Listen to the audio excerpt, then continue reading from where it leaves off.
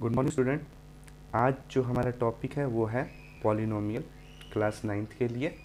Polynomial को समझने के लिए, पॉलिनोमियल से क्या पॉइंट्स हैं उनको समझने के लिए हम लोग उससे पहले कुछ टर्म्स को समझ लेते हैं। तो चलिए समझते हैं हम लोग।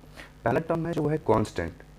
अ sample having a fix numerical value is called a constant, यानी जिसकी वैल्यू फिक्स हो उसको हम बोलेंगे कांस्टेंट। For example 4, 7, 0, 16.5 -3, 2/5, 3, 2/7 etcetera. यानी जो भी चीज़ें अगर कहीं भी आप देखिएगा 4, यानी कि अगर आप किसी दुकान पे जाते हैं और बोलते हैं कि मुझे 4 कैंडीज दीजिए तो 4 ही देगा। अगर अगले दुकान पे जाते हैं आप उससे फिर से बोलते हैं कि 4 मुझे कैंडीज दीजिए तो ऐसा नहीं है कि उससे कम देगा, एक ही देगा। यानी हम कह सकते हैं कि वो सैम्बल जिसकी वैल्यू फिक्स है हम उसको बोलेंगे कांस्टेंट। अगला है हमारे पास वेरिएबल। वेरिएबल क्या होता है? A symbol which can assume various numericals value is called a variable, यानी जिसकी बहुत सारी वैल्यू हो सकती हैं, जिसकी वैल्यू फिक्स नहीं हो सकती है, या जिसकी वैल्यू फिक्स नहीं है। एग्जाम्पल के तौर पर देखिए, अगर आपसे कभी पूछा जाता है कि एरिया ऑफ रेक्टेंगल क्या होता है तो आप लोग क्या बोलते हैं? Length into breadth. तो क्या एक क्वेश्चन को जब सॉल्व करते हैं तो लेंथ इंटू ब्रेथ जो भी आंसर आता है, क्या वो अगले क्वेश्चन में फिर से पूछा होगा रेक्टेंगल का एरिया तो वही आएगा? नहीं आएगा।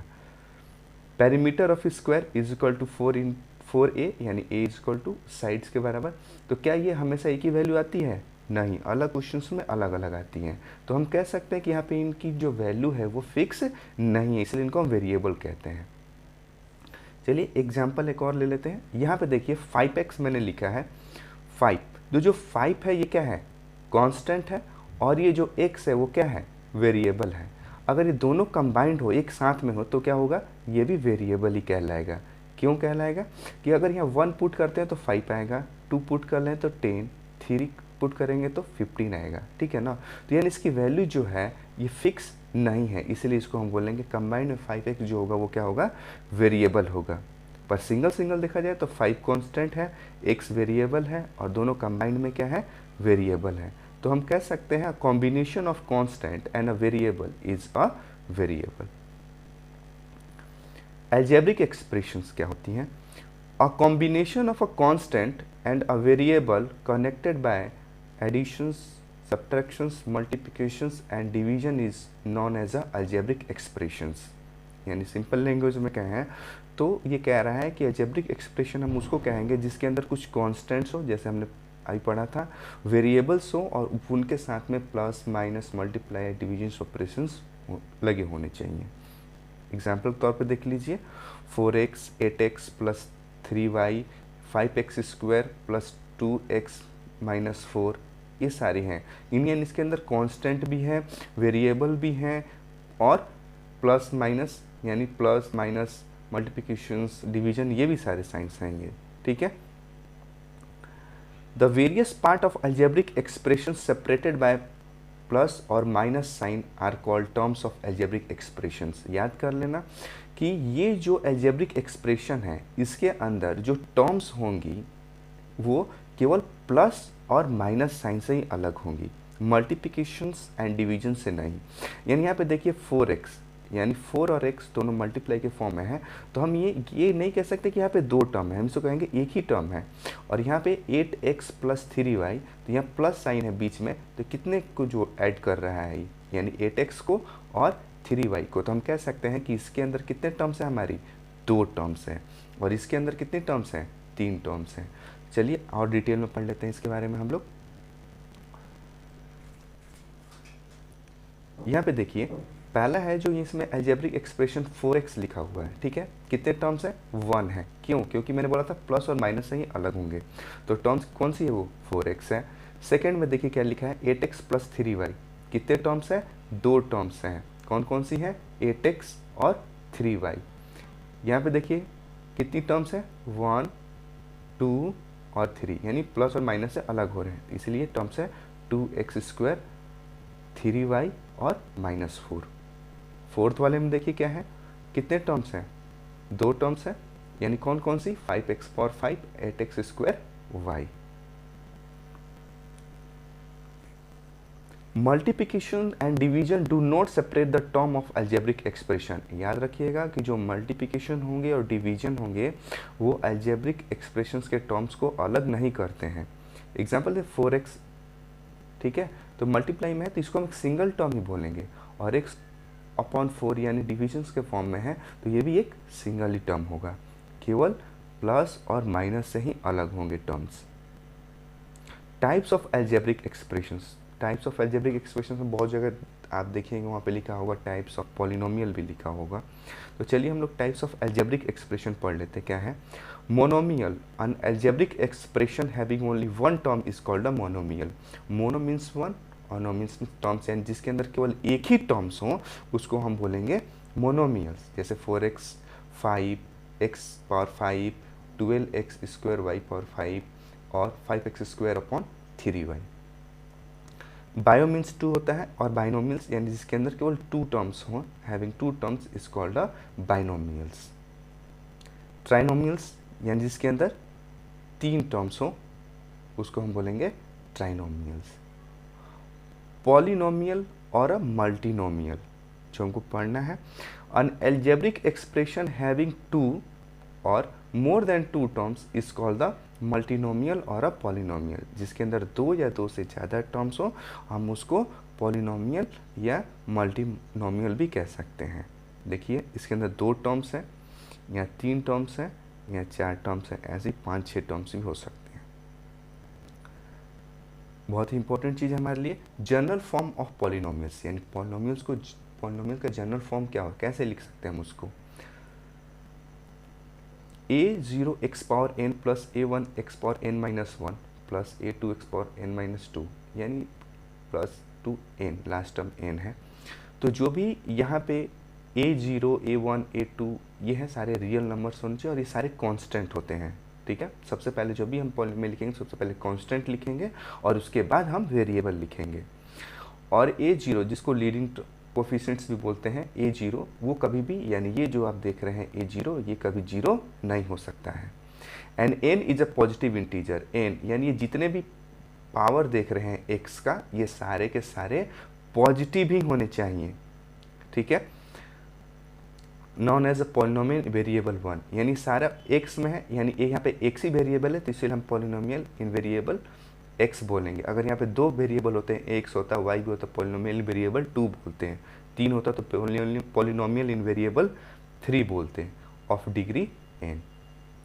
डिग्री के बारे में आगे और डिटेल में पढ़ेंगे, डिग्री क्या होता है। Algebraic expression as a function, algebraic expression as a function जो आपके एनसीईआरटी के फर्स्ट एक्सरसाइज में उसको तो उसमें यूज़ नहीं करना है, मगर उसके बाद में जो एक्सरसाइज है उसके अंदर इसको यूज़ करना है, तो यहीं पढ़ लेते हैं पहले हम लोग। A function is an operation which form a relation between two variables, y is equal to x square और y is equal to 3x और y is equal to x square plus 3 etc. तो हम इसको कैसे लिख सकते हैं। This operation is represented by function of x, and सारी की टर्म जो क्या है x के फॉर्म में है, तो हम लिख सकते हैं y is equal to function of x और function of x is equal to, यानी जो y था किसके फॉर्म क्या था एक्स स्क्वायर, तो एक्स स्क्वायर लिख दिया हम लोगों ने। सिमिलरली सेकंड वाले के लिए हम लिख सकते हैं function of x is equal to 3x, fourth के लिए function of x is equal to x square plus 3। तो इसी तरीके से जो हमने अलजेब्रिक एक्सप्रेशन यहाँ लिखा था उसको भी हम ऐसे लिख सकते हैं फंक्शन ऑफ एक्स, ठीक है। यहाँ पे कुछ चीज़ें गौर करने वाली है, इंपॉर्टेंट चीज़ें हैं, वो क्या है वो ध्यान से देख लीजिए। Power of x in each term of polynomial must be a positive integer, यानी पॉलिनोमियल में जो x की जो पावर होगी वो सारी के सारी पॉजिटिव इंटीजर्स होनी चाहिए, याद रखिएगा केवल पॉजिटिव इंटीजर्स होंगी।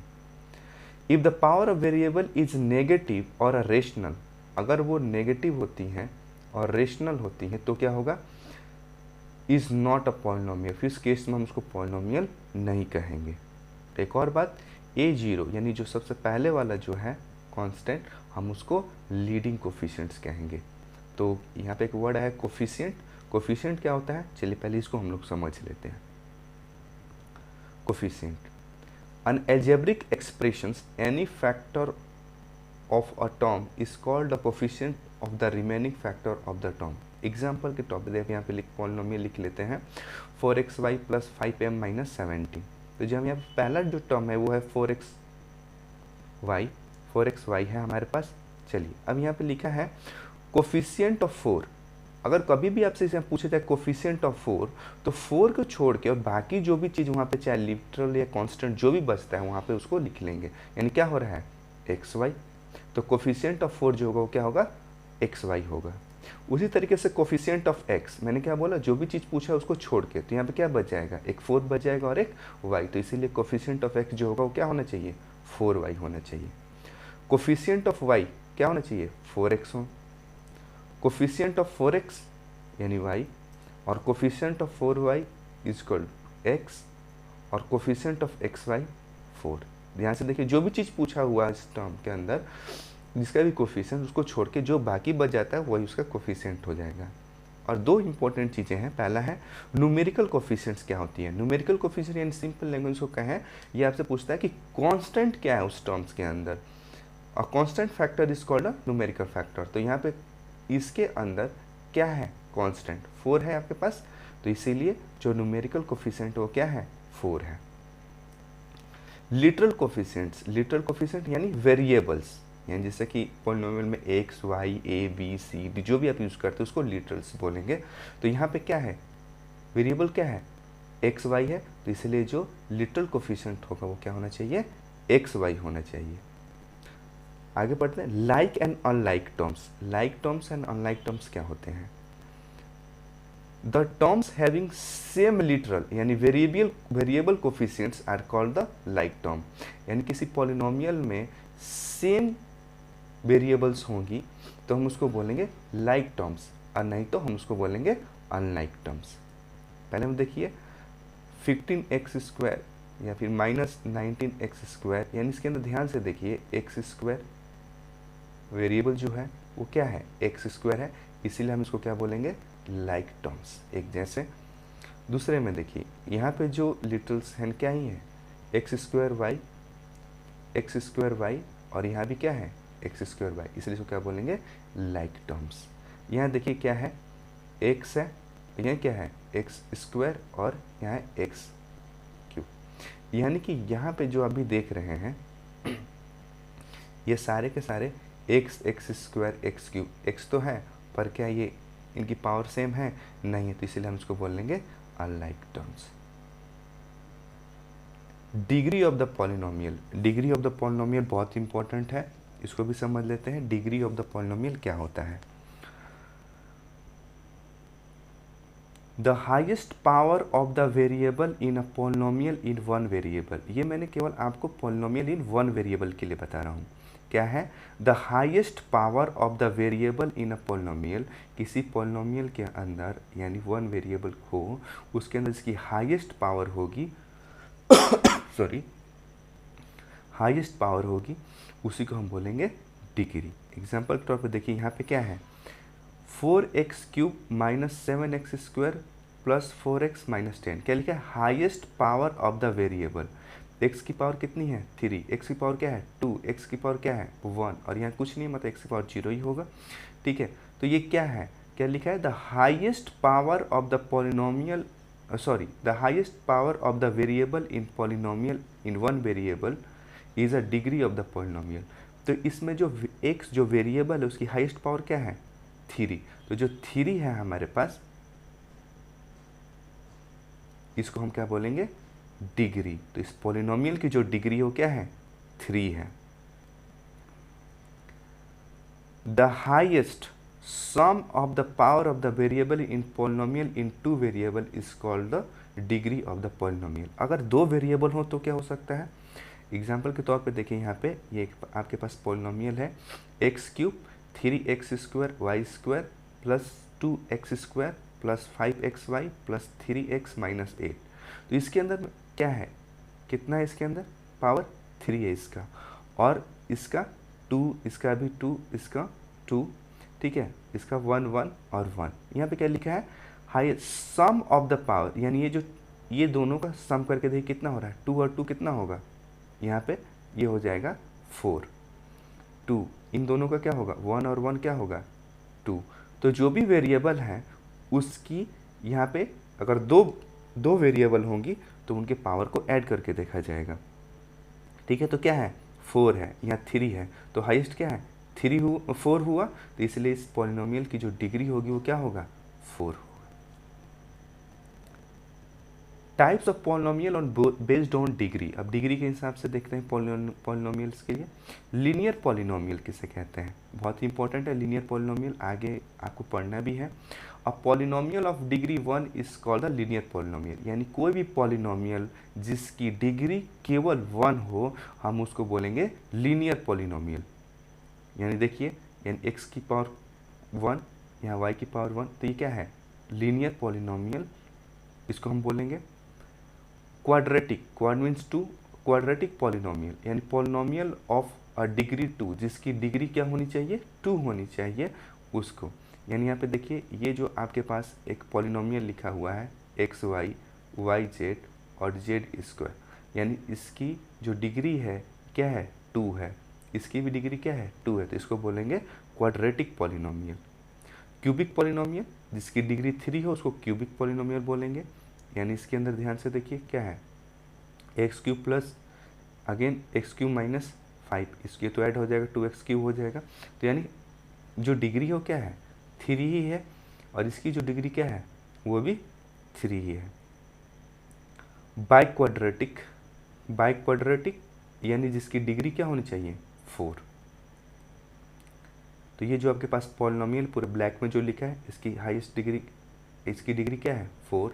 ये जो आपके पास रेड में लिखा हुआ है इसकी डिग्री क्या है 4।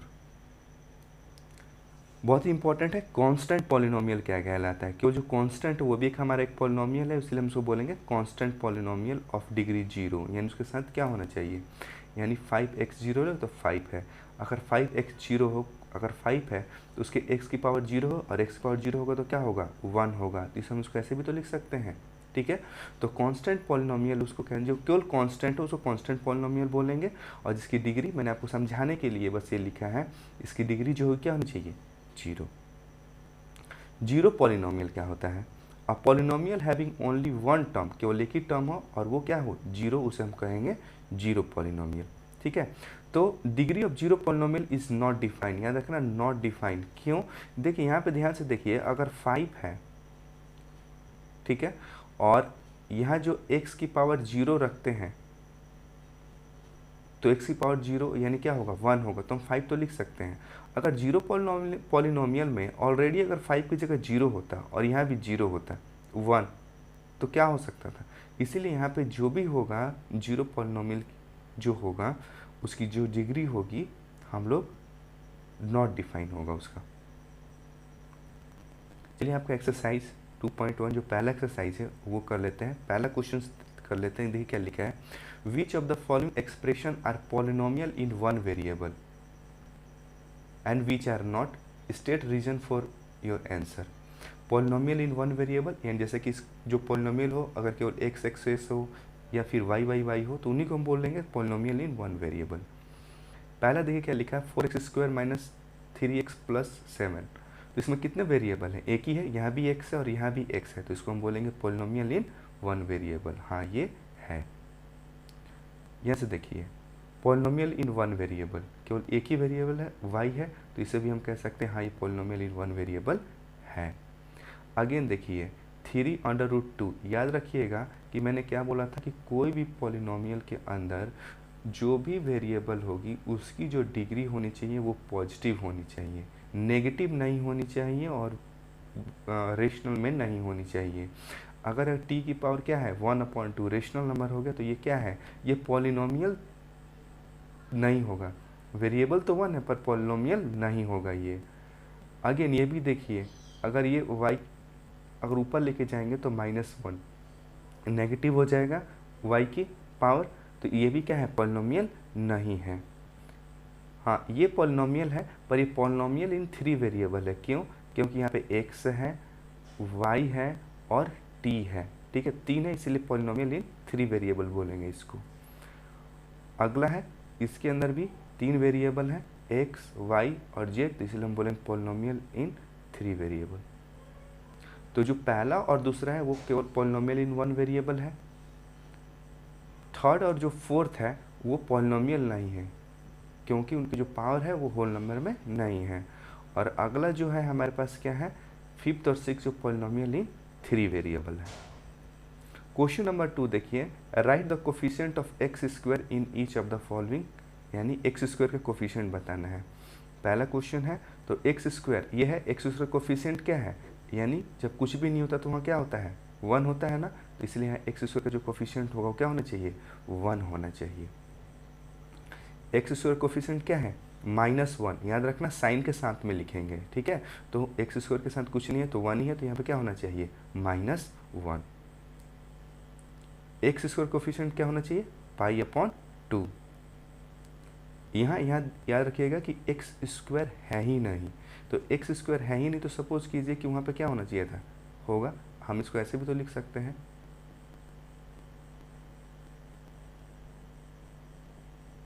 ठीक है, ये जीरो है इसलिए जीरो हो जाएगा। तो एक्स स्क्वायर के साथ क्या होना चाहिए, यहाँ एक्स स्क्वायर है ही नहीं और एक्स स्क्वायर का कोफिशिएंट पूछ रहा है इस पॉलिनोमियल के अंदर, तो क्या होना चाहिए, जीरो।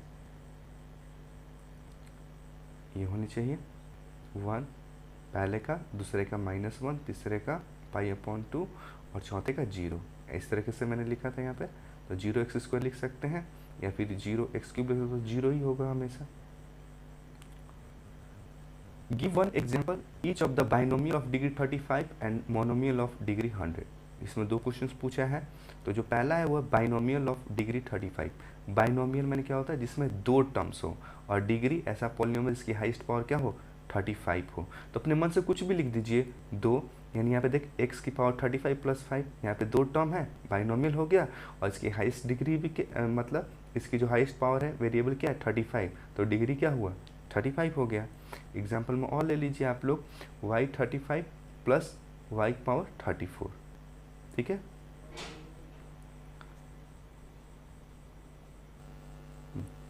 चलिए देखते हैं, बोला यहाँ पूछ रहा है monomial of degree 100। Mono means 1 जिसके अंदर एक ही टर्म हो और उसकी डिग्री कितनी होनी चाहिए, 100। तो अपने मन से लिख लीजिए x⁴ या 2y⁴। फोर्थ क्वेश्चन लिखा है right the degree of each of the following polynomials. इनकी डिग्री लिखनी है, ठीक है। तो क्या है, हाईएस्ट पावर क्या है, x की 3 है, तो यहाँ पे डिग्री क्या होनी चाहिए, 3, और इसकी डिग्री 5 होगी, यहाँ पे कुछ भी नहीं पावर, तो यानी 1 होगा इसका डिग्री। और एक कांस्टेंट है, यानी अब मैंने आपको पीछे ही बताया था कि कांस्टेंट इसकी डिग्री क्या होगी, 0 होगी, और इसकी 4। ये आंसर, पहले का 3, दूसरे का 5, थर्ड का 1, फोर्थ का 0 और फिफ्थ का 4। Classify the following as a linear, quadratic और क्यूबिक पॉलिनोमियल। लीनियर क्या बोलता है, जिसकी डिग्री 1 हो, क्वाड्रेटिक जिसकी डिग्री 2 हो, और क्यूबिक जिसकी डिग्री 3 हो। तो ये सारे क्वेश्चंस हैं। तो जो हमारे पास फोर्थ और फिफ्थ, जो फोर्थ है यानी ये, इसकी डिग्री क्या है 1 और फिफ्थ की डिग्री क्या है 1, तो ये क्या हो जाएगा, लीनियर पॉलिनोमियल। फर्स्ट, थर्ड और सिक्स्थ, इसकी जो डिग्री है 2 है, तो इसलिए क्वाड्रेटिक पॉलिनोमियल। और सेकंड और 7 जो है वो इस क्यूबिक पॉलिनोमियल। ये कुछ क्वेश्चंस हैं आपके प्रैक्टिस के लिए, इसको अपने कॉपी में बना लीजिएगा आप लोग।